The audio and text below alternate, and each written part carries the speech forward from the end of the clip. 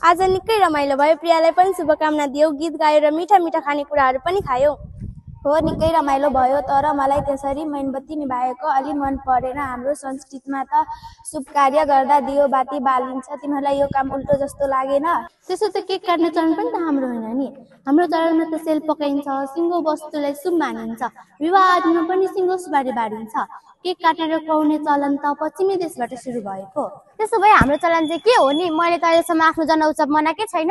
बिहानै उठेर नुहाई धुवाई गर्ने, पवित्र हुने, सफा लुगा लगाउने, दियो बाल्ने, आफूले मान्दै आएको देवी देवताको पूजा गर्ने, शुभकामना र आशीर्वाद लिने अनि रमाइलो गर्ने नि।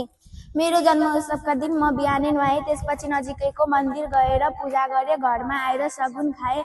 घरमा दिनभरि ननिभिने गरी दियो बाती बालिएको थियो।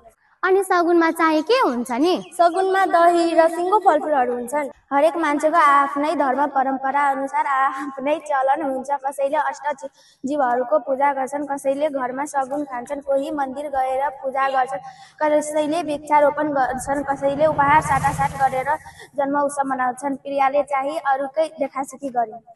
अनि यो चलन नेपाली समाजमा कसरी आयो नि? अहिले पश्चिमी देशमा सम्पन्न छन्, त्यसैले अहिलेका मानिसहरू उनीहरूले गरेको जे पनि राम्रो लाग्छ।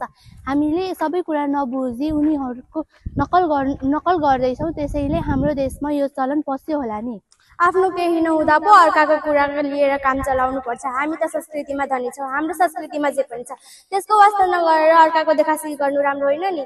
तिमीहरू त जन्मोत्सवको कुरा गर्दा गर्दै अर्कै कुरा पो गर्न थाल्यौ त। यसरी घुमाएर गरेको कुरा म त बुझ्दिनँ है साथीहरू। चलेको चलन राम्रो लागेन र त्यसमा फेरबदल नै गर्नु पर्यो भने आफ्नो मूल कुरा बिर्सिनु हुँदैन नि। त्यसो भए हामीले के गर्नुपर्छ? केकको साटो सिङ्गो फलफुलहरू राख्नुपर्छ, मिठा मिठा मिठाई र परिकारहरू बनाउनुपर्छ, मगमग बास्ना आउने धुप बाल्नुपर्छ र जति जन्मोत्सव मनाउने हो त्यतिवटा दियो बत्ती बालेर कोठै उज्यालो पार्नुपर्छ।